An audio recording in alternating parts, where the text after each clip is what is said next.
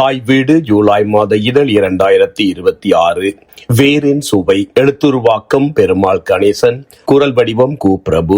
அஞ்சலி அமரர் பெருமாள் கணேசன். 2/2/1964, 22/6/2026. கிளிநொச்சி மாவட்டத்தின் முன்னணி சமூக அரசியல் செயற்பாட்டாளரும் கல்வியாளரும் சிறந்த எழுத்தாளருமான பெருமாள் கணேசன் அவர்கள் கடந்த 22/6/2026 அன்று மாலை கிளிநொச்சி ஏனையின் வீதியிலே உள்ள பாதசாரிகள் கடவையிலே வீதியை கடக்க முயன்ற போது அதிவேகமாக வந்த மோட்டார் சைக்கிள் மோதியதில் படுகாயமடைந்து கிளிநொச்சி மாவட்ட பொது மருத்துவமனையில் அனுமதிக்கப்பட்ட பின்னர் அகால மரணம் அடைந்தார். பாதசாரி கடவைகளில் கூட சாமானியர்களின் உயிருக்கு உத்தரவாதம் இல்லாத போக்குவரத்து சீர்கேட்டிற்கு சான்றாக இந்த விபத்து அமைந்துள்ளது. ஆரம்பத்தில் தபால் நிலைய அலுவலகராக பணியாற்றிய அவர் பின்னர் கிளிநொச்சி அக்கராயன் மகா வித்தியாலயத்தில் ஆங்கில ஆசிரியராகவும், கிளிநொச்சி கல்வி வலயத்தில் ஆங்கில ஆசிரிய ஆலோசகராகவும், ஆங்கிலத்திற்கான உதவி கல்வி பணிப்பாளராகவும் கடமையாற்றினார். இறுதியாக அதிபராக பணியாற்றி ஓய்வு பெற்றார்.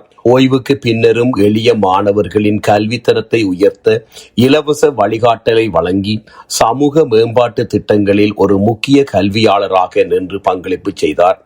வாசிப்பு, எழுத்து மற்றும் சிந்தனை ஆற்றல் கொண்ட இவர் ஈழநாதம் நாளிதழின் வெற்றிகரமான இயக்கத்திற்கு பின்னணியிலே இருந்த ஆளுமைகளுள் ஒருவராவார். சமூகத்தின் மீதான தீராத அக்கறையும் நல்வழிகாட்டும் பண்பும் கொண்ட இவர் ஜூலை மாத தாய் வீடு இதழுக்காக தனது வேரின் சுவை என்ற சிறுகதையை வழங்கியிருந்தார். இந்த விபத்தின் காரணமாக அதுவே அவரது இறுதி இலக்கிய படைப்பாக அமைந்துவிட்டது என்பதை வாசகர்களுக்கு அறிய தருகின்றோம். அன்னாருக்கு தாய் வீடு தனது அஞ்சலியை செலுத்துகின்றது. வேரின் சுவை. நீண்ட நாளாக மனைவி பிள்ளைகளை அழைத்துக் கொண்டு அங்கு போக வேண்டும் என்ற ஆவல் இன்று நிறைவேறியதாக திவாகரன் நினைத்துக் கொண்டான். அன்று காலை காரிலே மனைவியும் 2 பிள்ளைகளையும் ஏற்றிக்கொண்டு அவனது அந்த பயணம் தொடங்கியது. கொழும்பின் நெரிசலான வீதிகளை பின்னுக்கு தள்ளி கார் கண்டியை நோக்கி விரைந்தது. பிள்ளைகள் பின்னிருக்கையிலே குதூகலமாக பேசிக் கொண்டனர். பாமினி முன்னிருக்கையிலே அமர்ந்து ஜன்னல் வழியே விரையும் காட்சிகளை பார்த்தபடி இருந்தாள். அவள் மனதிலே ஒரு தவிப்பு. ரொம்ப நாள் போகல, கனகசுந்தரம் அண்ணா, மனைவி, பிள்ளைகள் எப்படி இருப்பார்களோ? அதனோடு ஒரு குதூகலமும் கலந்திருந்தது. பாமினிக்கும் கனகசுந்தரத்திற்கும் பழைய பள்ளி நாட்கள், ஒரே பிரதேசம். கண்டி ட்ரினிட்டியில் அவரும் பெண்கள் உயர் பாடசாலையில் பாமினியும் அயலவர்கள் என்பதால் வீட்டிலே கூடி படிப்பார்கள்.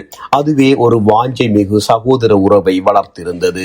இப்போது அது இன்றைக்கு 22 வருடங்களுக்கு முன். பாமினி அந்த நாட்களை எண்ணி பார்த்தாள். கல்லூரி மணிகள், வகுப்பறை வாசனை, கனகசுந்தரம் அவளுக்கு கொடுத்த சாக்லேட், அவற்றிற்கு இப்போது வயதாகிவிட்டது. அவளுக்கும் வயதாகிவிட்டது. திவாகரனும் பாமினியும் கொழும்பில் குடியேறி 15 வருடங்கள். அதற்கு முன் கண்டியிலே கொஞ்ச காலம். அப்போது மலையிலே நண்பர்கள், உறவினர்கள் தொடர்பு இருந்தது.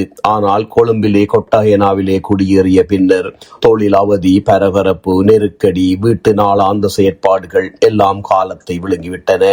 புதிய சூழலில் அந்யோன்ய நட்புகள் வாய்க்கவில்லை. பல பால்ய நண்பர்களை இழந்து விட்டதையும் அவர்கள் என்ன செய்கின்றார்கள் என கேட்க நேரமின்மையும் அடிக்கடி உணர்வதுண்டு. திவாகரன் இலக்கிய கருத்தரங்குகளிலும் அரசியல் கூட்டங்களிலும் ஓர் உரைஞனாக பங்கெடுப்பதுண்டு. புலம்பெயர் தமிழ் சூழலிலும் இலக்கிய சமூக கூடல்களிலும் அவனது கருத்துக்கள் முன்வைக்கப்படும். குறிப்பாக மலையிலே வாழும் தமிழ் சமூகத்தினர் பற்றிய கருத்தாடல்களே அவன் முதன்மை பெற்றான். ஆனால் போன வாரம் கனடாவிற்கு பயணம் செய்த போது அங்கு இலங்கையிலே தமிழ் சமூகத்தின் பரம்பல் பற்றிய கருத்தரங்கில் ஒருவர் கேட்டார், திவாகரன், நீங்கள் இலங்கைக்கு எங்கிருந்து வந்தீர்கள்? தமிழ்நாட்டில் இருந்துதான், எனது தாத்தா ராமலிங்கம் வந்திருக்கிறார் என்றான். தமிழ்நாட்டில் இருந்துதானே எல்லோரும் வந்தார்கள், ஆனால் எந்த கிராமம், எந்த மாவட்டம்? அதற்கு சரியான பதில் தன்னிடம் இல்லை என்பதை வேதனையோடு உணர்ந்தான் திவாகரன். அந்த வேதனை இப்போது காருக்குள் மீண்டும் எழுந்தது. கொழும்பு மறைந்து கொண்டிருந்தது. மலைகள் வந்து கொண்டிருந்தன. கண்டி வழியே கார் ஏறிக்கொண்டிருந்தது.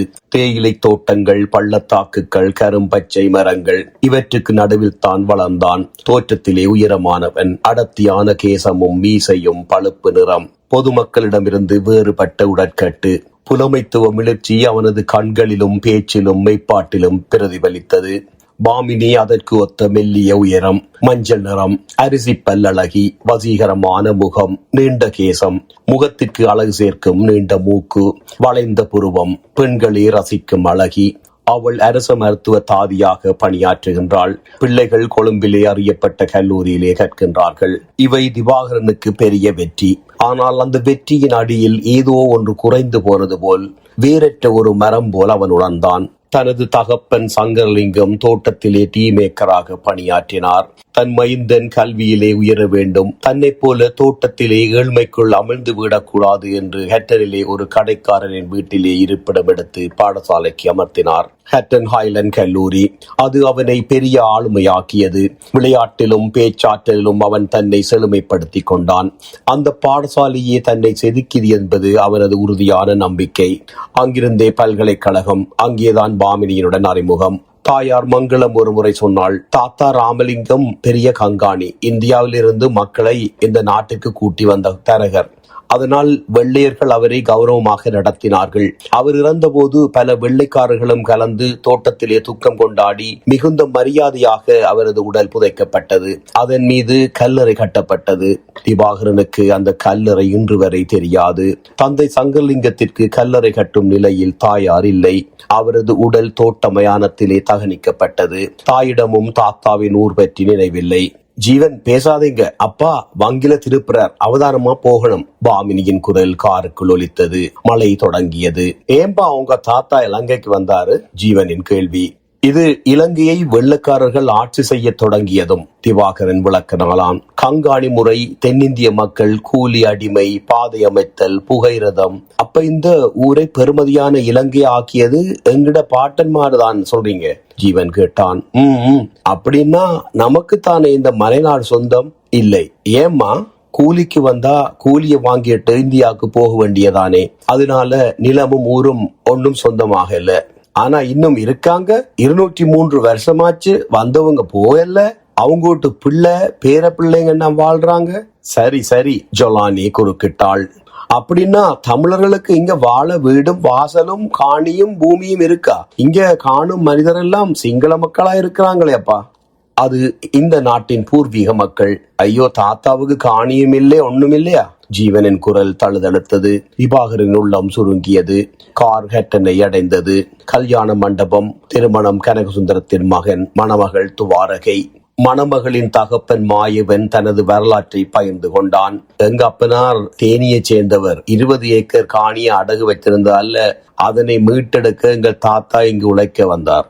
திவாகரனுக்கு உள்ளுக்குள்ளே ஏதோ இறுகியது. அப்படியென்றா நம்ம பாட்டா ஊரங்க? ஜீவன் கேட்டான். மௌனம். பொறுங்க, கண்டுபிடிப்போம். எங்க தாத்தா கிட்ட போவோம் நாளைக்கு. ஓ, நாங்க தாத்தாவை கேட்கலாமோ? கல்லறையில எந்திரிச்சு சொல்லுவாரோ? ஜுலானியின் கேள்வி குத்தியது. திருமண விருந்து முடிந்தது. உணவருந்தி எல்லோரும் ஆயாசமாக இருந்தார்கள். பிள்ளைகள் அங்குமிங்கும் சென்று காட்சிகளை பார்த்தார்கள். பாறைகள், மலை, மரங்கள், வீசும் காற்று, மனிதர்களின் வாஞ்சை ஏறிய ஸ்பரிசங்கள், உரையாடல்கள், அவர்கள் அணிந்திருந்த உடைகள், இவை அந்த பிள்ளைகளுக்கு விசித்திரமாகவே தோன்றின. பிள்ளைகளின் குதூகலத்தை கண்ட கனகசுந்தரத்தின் மனைவி கண்ணகி, பிள்ளைகளுக்கு என்ன பெயர் மாமினி? மகனுக்கு ஜீவன் பிரபாஸ், மகளுக்கு ஜுலானி மின்சந்தி. பெயர்களை கேட்டதும் கண்ணையிடமிருந்து ஒரு பாராட்டும் கிடைக்கவில்லை. அதை திவாகரும் பாமினியும் உணர்ந்தார்கள்.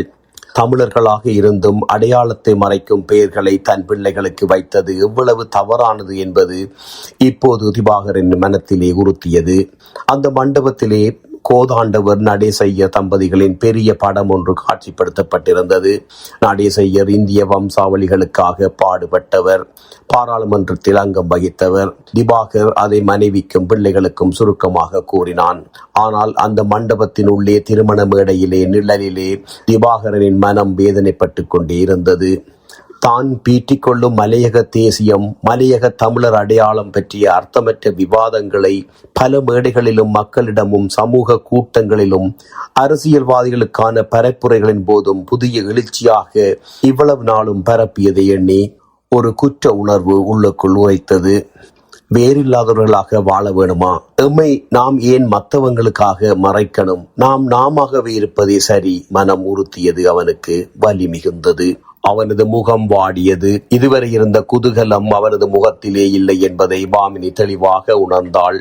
திருச்சியிலே இருந்து வந்திருந்த கந்தசாமி குடும்பம் மாயவனின் பெரியப்பாவின் மகன். அவர்களுக்கும் இவர்களோடு கலந்து தமது பக்க விடயங்களை, இந்திய வாழ்வு முறைகளை, பண்பாட்டை எல்லாம் பிரலாவித்தார்கள். அப்போ இந்தியாவுக்கு போயிருவோமா? ஜீவன் கேட்டான். திவாகரனுக்கு அது அதிர்ச்சியாக இருந்தது. 15 வருடங்கள் கொழும்பிலே குடியேறிய பின் பிள்ளைகளை அவன் தனது சொந்த ஊரான நுவரெலியா மாவட்டத்திற்கு அடிக்கடி அழைத்து வரவில்லை. பல இடங்களையும் பண்பாட்டையும் காட்டவில்லை. இந்த ஊரிலே இருக்கும் இந்திய பண்பாட்டின் நீட்சியில் என் பிள்ளைகள் தங்கள் மனங்களை பறிகொடுத்து விட்டார்களே. அவனது மனம் நெருடலுற்றது. மலையின் நகரத்தில் தமிழ் சமூகம் பல நெருக்கடிகளிலும் இவ்வாறு பண்பாட்டு கோலங்களோடு வாழ்வதையும் அவர்கள் தமது உறவினர்கள் என்பதையும் அந்த பிள்ளைகள் உணர்வுபூர்வமாக ஏற்றுக்கொண்டார்கள். பாமினிக்கும் அது குதூகலமான அனுபவமாக இருந்தது. தோட்டங்களில் வாழ்ந்தாலும் அவர்கள் பண்பாடுகளை பேணி வாழ்கின்றார்கள். அதுவே தோட்டத்திற்கு வெளியே வந்த பின்னர் உயிர்ப்போடு பயில்கின்றது என பாமினி புரிந்து கொண்டாள். நிலமற்ற மக்களிடம் பண்பாடு வாழாது என்பதற்கு எதிர்மறையாக தோட்ட மக்களின் பண்பாடு வாழ்வு சிதைக்கப்பட்டு வருவதை திவாகர் நன்றாக உணர்ந்தே இருந்தான். அது தனது குடும்பத்திலும் தெரிவதை மௌனமாக அவன் ஏற்றுக்கொண்டான். மண்டபத்தில் எல்லோரிடமும் விடை பெற்றுக் கொண்டார்கள். இறுதியாக திவாகரன், பாமினி பிள்ளைகள் புறப்பட்டனர். அது மாலை 6 மணி. ஹட்டன் நகரம் எங்கும் மின்னொளியால் அழகாக காணப்பட்டது. மனிதர்கள் சுறுசுறுப்பாக இருந்தனர். ஒரு தமிழ் சூழலின் விகசிப்பு, அதை அவர்களால் ரசிக்க முடிந்தது. அன்று இரவு தங்குவதற்கு நண்பன் நீலகண்டனின் வீட்டிலே ஏற்பாடு செய்திருந்தார்கள். நீலகண்டன் ஹட்டன் நகரிலே பிரபலமான நகை வியாபாரி. அவரது மாமியார் இறந்து விட்டதால் திருமணத்திற்கு அவர்கள் வரவில்லை. இரவு நீண்ட நேரம் நீலகண்டன் தான் இந்தியாவுக்கு போன கதையை சொன்னான். அங்கே சொந்தங்கள் இருந்த செழிப்பு பாமினியும் திவாகரனும் கேட்டுக் கொண்டிருந்தார்கள். நான் ஒரு உறவிருந்த பறவையா? திவாகரன் தன்னைத்தானே கேட்டுக்கொண்டான். இரவு நித்திரைக்கு சென்றாலும் படுக்கையில் தூக்கம் வரவில்லை. பாமினியும் பிள்ளைகளும் ஆழ்ந்து உறங்கினர். ஆனால் திவாகரன் உறங்காமல் தவித்தான். நாளை என்ன நடக்குமோ? எனது இலக்கை அடைய முடியுமோ? தாத்தாவின் தடயமும் கிடைக்காவிட்டால் தான் யார் என்பதை எப்படி சொல்வது? மனம் குமைந்தது. காலை விடிந்தது. குளிர் நீரிலே பிள்ளைகள் புதிய அனுபவத்தோடு குளித்தார்கள். என்ன குளிர்மா? ஆச்சரியப்பட்டனர். 7 மணிக்கு நீலகண்டன் வீட்டிலே இருந்து விடை பெற்றுக் கொண்டு காரிலே ஏறினார்கள். கார் புறப்பட்டது. தான் கற்ற ஹைலண்ட் கல்லூரியை நினைவுகளாக பிள்ளைகளிடம் பகிர்ந்து கொண்டு திவாகரன் காரை செலுத்தினான். பாமினி தனது அலைபேசியால் காட்சிகளை படம் பிடித்துக் கொண்டிருந்தாள். மல்லிகைப்பூ சந்தியை அண்மித்தார்கள். காரை ஒரு ஓரத்தில் நிறுத்தினான் திவாகரன். அது ஒரு அழகான பிள்ளையார் கோவில். ஹட்டன் நகரிலே அடையாளமாக அதுவும் இருந்தது. இது மாணிக்க பிள்ளையார். இந்து மகாசபையாக தொடங்கி பிள்ளையார் கோவிலை 1967களில் திருச்சோந்திரன் சேர், சிவலிங்கம் சேர், யாழ்ப்பாணத்தை சேர்ந்த புகையிரத நிலைய பொறுப்பதிகாரி, தபால் அதிபர் போன்றவர்களால் கட்டப்பட்டது. இன்று ராஜகோபுரத்தோடு நிமிர்ந்து நிற்கின்றது. திவாகரன் பிள்ளைகளுக்கு விளக்கினான். இது இந்திய தமிழ்நாட்டு சிற்பாச்சாரிகளால் இந்த ஊருக்கு கட்டி கொடுக்கப்பட்ட கோயில். இந்த பிரதேசத்தில் பெருங்கோயில் இதுதான். எங்கள் மூதாதையர்கள் உருவாக்கியது. பாருங்கள் சிற்பங்களை, என்ன அழகு! சரியப்பா, உங்களுக்கு இதெல்லாம் எப்படி தெரியும்? ஜுலானி கேட்டாள். ஏய், ஜீவன் ஆச்சரியமாக பார்த்தான். நீங்க தான் கிறிஸ்தவன்? ஜலானி துடுக்கலாக கேட்டாள். ஆமா, எங்க அம்மா சைவன் தானே. நான் சின்ன பிள்ளையில சைவ சமயம் படிச்சிருக்கிறேம்மா. ஓ, அப்ப சைவமும் தெரியும்? ஆமா. பாமினி சிரித்தாள். ஜுலானியின் தலையை தடவி கன்னத்தை கிள்ளினாள். ஐயோ விடுங்கம்மா. ஜலானி செல்லமாக சிணுங்கினாள். பிள்ளைகளின் கேள்வி கணைகளுக்கு அளவே இல்லை. திவாகரன் ஆச்சரியப்பட்டான். கோயிலை கடந்து கார் போனது. மலைகளின் அடியிலே நெளியும் பாதை பாறைகளை குடைந்து உடைத்து 203 வருடங்களுக்கு முன் போடப்பட்டது. அதை எண்ணிக்கொண்டான் திவாகரன். அப்பா, ஜுலானி அரட்டினாள். அவளுக்கு இப்போது 13 வயது. அவளது அறிவு எத்தனை பெரியது என அவன் எண்ணினான். இந்த மலைகளை பாருங்கள், என்ன அழகு! வரிசை வரிசையாக மரங்கள், தேயிலை செடி, பச்சையும் அழகுமா இருக்குப்பா. தேயிலை எங்கிருந்து கொண்டாங்க? அது பெரிய வரலாறு. எங்க முதல்ல நட்டாங்கன்னு கேளுங்க, அதை சொல்றேன். லூல்கொந்தர கண்டியில 1867 வெள்ளைக்காரர் ஜேம்ஸ் டெய்லர். அப்பா, அதை நான் லைப்ரரி புத்தகத்தில் வாசிச்ச ஞாபகம் வருது, ஜீவன் சொன்னான். அவன் அதிகமாக வாசிப்பவன். தரம் 10 படித்தாலும் வீட்டில் உள்ள தகப்பனின் பல நூல்களை திருப்பி வாசிப்பான். கார் வளைவிலே மெதுவாக போனது. சூரியன் கண்களை குத்தியது. வெளிச்சமாகிவிட்ட அந்த மலைகளிலே மூழ்கி இருந்த சூரிய கதிர்கள் அவர்கள் மீதும் காரின் கண்ணாடியை உடர்த்தும் தொட்டு தடவின. பறவைகள் ஒரு வரிசையிலே பறந்து வானத்தை அழகுபடுத்தின. கார் நிறுத்தப்பட்டது. யாப்பா, பொறுங்க, கோச்சி வருதுமா, பாமினி சொன்னாள். எங்கிருந்துப்பா வருது? பதுளையிலிருந்து கண்டிக்கு போகுதுமா. இதுல போனீங்களா நீங்கப்பா? ஆமா, பதுளைக்கு போயிருக்கிறேன் படிக்கிற காலத்துல, திவாகரன் சலியாமல் பதில் சொன்னான். புகையிரதம் அந்த கடவையை கடந்தது. சரியப்பா, ஏன் கோச்சி அந்த காலத்துல ஓட்டினாங்க? ஜீவன் கேட்டான். வெள்ளைக்காரர்கள் தான் இந்த கோச்சியை ஓட்டுறதுக்கு பாதையெல்லாம் போட்டாங்க. பயணிங்க இருந்திருக்க மாட்டாங்களே. ஆமா, ஆளுங்க இல்ல, சாமானியத்தான் அந்த காலத்துல ஓடிச்சு கோச்சி, பாமினி சொன்னாள். நின்றிருந்த வாகனங்கள் பயணத்தை தொடர்ந்தன. அங்க பாருங்க, அதான் சிங்கமலை சுரங்கம் இருக்கிற பக்கம் தெரியுதா? தெரியல பிள்ளைகள் இருவரும். அது அந்த மலை இடுக்கிலே போகும் பாதையில் போகணும். 1.25 கிலோமீட்டர் தூரமானது. இலங்கையிலே உள்ள மிக நீளமான சுரங்கம், பாமினி சொன்னாள். கிறிஸ்டல் ஃபார்ம் மக்கள் ஹட்டன் நகரத்துக்கு போவதற்கு இந்த சுரங்க பாதையில் தான் போவாங்க. இருட்டா தான் இருக்கும். பாடசாலைக்கு பிள்ளைகளும் இதுல தான் ஸ்கூலுக்கு போவாங்க. எங்களோட படிச்ச ரொம்ப பேர் இதுல வந்திருக்காங்க. அது இன்னொரு நாள் பார்க்கணும். திவாகரன் மெதுவாக ஓட்டினான். அது இந்திய தொழிலாளர்களால் கட்டப்பட்டது. அவர்களின் பேரெல்லாம் எழுதி வச்சிருக்காங்க. ஓ, மூவரும் மேம்பாலமும் புகைவண்டி பாதையும் பிள்ளைகளை கவர்ந்தன. எவ்வளவு அழகா செஞ்சிருக்காங்க. பாலத்தின் கோச்சி போவதை எண்ணி ஆச்சரியப்பட்டார்கள். நல்ல அழகான ஊர். அப்பா எடுங்க, ஜீவன் அவசரப்படுத்தினான். கார் புகையிரத கடவையை கடந்து வலப்பக்கமாக திரும்பியது. கார் கிறிஸ்டல் பாமிலே திரும்பியது. திடீரென வித்தியாசமான இருட்டு. பிள்ளைகள் பயந்தனர். அம்மா, அப்பா, ஐயோ, இது சின்ன சுரங்கம், பயப்படாதீங்க, தாய் சொன்னாள். அரை நிமிடத்தில் வெளிச்சம். ஒரு சிறிய பட்டினத்தை கண்டார்கள். இதுதான் ரொசிட்டா. இது முன்ன ஒரு லயம், இப்ப டவுன் ஆயிடுச்சு. வளைவு ஒன்றை தாண்டியது. கார் மலைகளை கடந்து கொண்டிருந்தது. எல்பதியல் தேவாலயம் கண்ணில் பட்டது. நிறைய சர்ச். ஜீவன் ஸ்ரீபாத கல்வியியல் கல்லூரி சுவர் பலகை கண்ணில் பட்டது. என்னப்பா போர்ட்? ஜொலானி, ஆசிரியர் பயிற்சி கல்லூரி. Is this College of Education, ma? ஜீவன் பேர் பலகையை பார்த்து, எஸ், College of Education. சந்தியையும் தாண்டியது. இதென்ன ஸ்ரீபாதன்னு போட்டிருக்கே? ஜீவன், ஆமா, அது ஒரு ஆக்கிரமிப்பு வடிவம். உண்மையிலே இந்த இடம் பத்தன கல்லூரின்னு போட்டிருக்கணும். சிவனொளிபாத மலைக்கு ஸ்ரீபாதன்னு சிங்கள பேர் போட்டிருக்காங்க. அதுதான் வச்சிருக்காங்க, பாமினி சொன்னாள். தமிழர்கள் எதையும் கண்டுக்கிறது இல்ல, உரிமையும் இல்ல, கண்டுக்க முடியாது. ஒரு இடத்திலேயும் தமிழர்களை சிறிவா வாழ விட இல்லை. யார்மா? ஜீவன், கதையை வளர்க்க வேண்டாம் என திவாகரன் கண்ணை சிமிட்டினான். கதை வேறு பக்கம் திரும்பியது. வரலாறுகளை பிள்ளைகளுக்கு மறைத்து வளர்க்கும் ஒரு வாழ்வை மலையக தமிழர்கள் கடைபிடிக்கின்றார்கள். பகைக்கு அஞ்சி, பகை கொண்ட உள்ளம் துயரத்தின் இல்லம் என்ற கோட்பாட்டை பேணுகின்றார்கள். ஆனால் இன அடையாளம், பண்பாட்டு அடையாளம் எல்லாம் கரைக்கப்படுகின்றது. அவர்களால் ஒன்றுமே செய்ய முடியாத துயரமே. பாமினி தனக்குள் எண்ணினாள். பலர் தமது மொழியை கைவிட்டு சிங்களம் பேச துணிந்து விட்டார்கள்.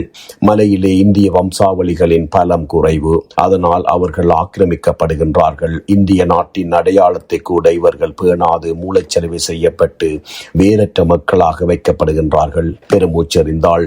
ஏன் இந்த பூமி ஒரு முறை அழியட்டுமே? இந்த வன்மங்கள், அநியாயங்கள் அற்ற புதிய உலகம் தோன்றட்டுமே. அப்பா, கொழும்பை விட இது நல்ல இடம். என்ன அழகான பாதைகள், மலைகள். ஜீவன், பாருங்க, அந்தா தெரியுது தமிழ் வித்தியாலயம். இங்கிட்டு பாருங்க, அது ஒரு பிரசித்தி பெற்ற கோயில், ஊட்டன் சிவன் கோயில். என்ன கிரௌடா இருக்கு. இன்னைக்கு வெள்ளிக்கிழமை, கோயில்ல பக்தர்கள் நிற்கிறார்கள். நிற்பாட்டுங்கப்பா, ஜுலானி. இல்ல வேணாம். ஜீவன், கார் நிற்கவில்லை. இது அந்த காலத்துல மண்வெட்டி தோட்டம்னு நம்ம ஆளுங்க சொல்லுவாங்க. இப்போது கார் டெவன் நீர்வீழ்ச்சிக்கு மேல் பாதையிலே இருந்தது. என்ன அது ஆறு பாயுது? ஜொலானி, இல்ல, அது நீர்வீழ்ச்சி, வாட்டர்ஃபால், டெவன் வாட்டர்ஃபால், பாமினி தெளிவுபடுத்தினாள். ஆமா, டீச்சர் சொன்னாங்க நீர்வீழ்ச்சி மலைநாட்டுல இருக்குன்னு. இன்னைக்கு தான் பாக்குறேப்பா, ஜொலானி சிரித்தாள். எங்கேப்பா போறோம்? ஜொலானி, அப்பா வீட்டு தாத்தா கிட்ட போறோம். ஜீவன், அப்பா வீட்டு தாத்தாவா? அவள் புரியாமல். வெயிட். ஜீவன், 8 மணி. வீதி மருங்கிலே கட்டப்பட்டிருந்த பங்களாவின் முன் அந்த ராட்சத பாய்லர் கண்ணிலே பட்டது. என்னப்பா இம்புட்டு பெருசு? ஜீவன், என்ன? ஜொலானி காரை அந்த வளவுக்குள் செலுத்தினான். திவாகரன், இறங்குங்க, டீ குடிப்போம். டீ தருமாறு கேட்டு பருகினர். தாயின் அலைபேசியை வாங்கி படம் பிடித்தான் ஜீவன். நல்ல டேஸ்டப்பா. என்ன பேரப்பா இந்த இடத்துக்கு? ஜொலானி, சென்ட் கிளேர் டீ சென்டர். அட, அதையும் கண்டுட்டீங்களா? பாமினி. கார் 17 கிலோமீட்டரையும் மெதுவாக கடந்தது. ஒரு மாட்டு வண்டியின் வேகத்தில் தாங்கள் நகர்ந்ததை பாமினி நினைத்தாள். சாரியாக பெண்கள் சிலர் வேலைக்கு போய் கொண்டிருந்தார்கள். தலையிலே முக்காடிட்டு பின்னால் கூடைகள் சுமந்து ஒரு நேர்த்தியான வரிசையில். இது யாரப்பா? ஜொலானி, இது நாங்க தான். திவாகரன், என்னப்பா நாங்க தானா? ஆமா, நம்ம சொந்தக்காரங்க தான் பாமினி. ஓ அப்படியா, எங்க போறாங்க?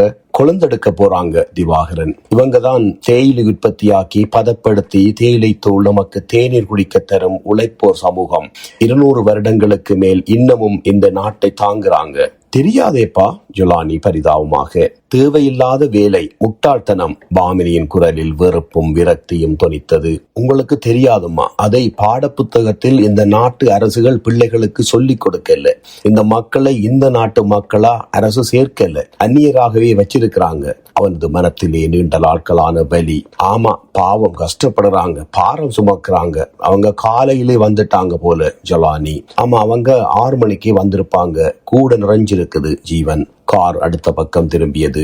சர்ச் ஜீவன். தலவாக்கலை வீட்டு திட்டத்தின் எதிரிலே இன்னும் மிடுக்காக தெரியும் அந்த புனித பேட்ரிக்ஸ் தேவாலயம். திவாகரனின் மனதிலே இனம் புரியாத பதட்டம், ஆவல், நெஞ்சிலே படபடப்பு.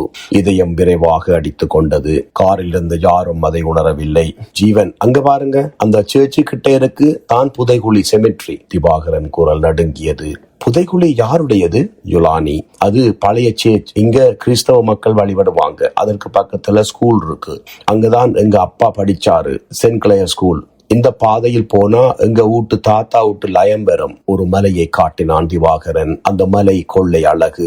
சாறை சாறையாக நடப்பட்ட மிக உயர்ந்த சைப்ரஸ் மரங்கள், ஓர் அடர் வனத்தின் அழகு. தேயிலைக்கு இடையிலே நடப்பட்ட கிளிசரியா கன்றுகளின் பளபளப்பு, இளம் தேயிலை தொழில்களின் வசீகரம்.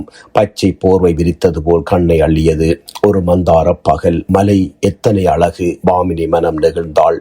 இயற்கை எண்ணெயின் ஈர்ப்பிலே லயித்தாள். அவளது கண்களும் சிந்தனையும் தொடர்பற்று போனது. சில நிமிடங்கள் தன்னை சுதாகரித்துக் கொண்டாள். அவள் காதில், அதுலதான் தாத்தா வந்து குடியேறி இருக்காரு. திவாகரனின் குரல். ஓ, அப்ப இங்கதான் நீங்க பிறந்தீங்களாப்பா?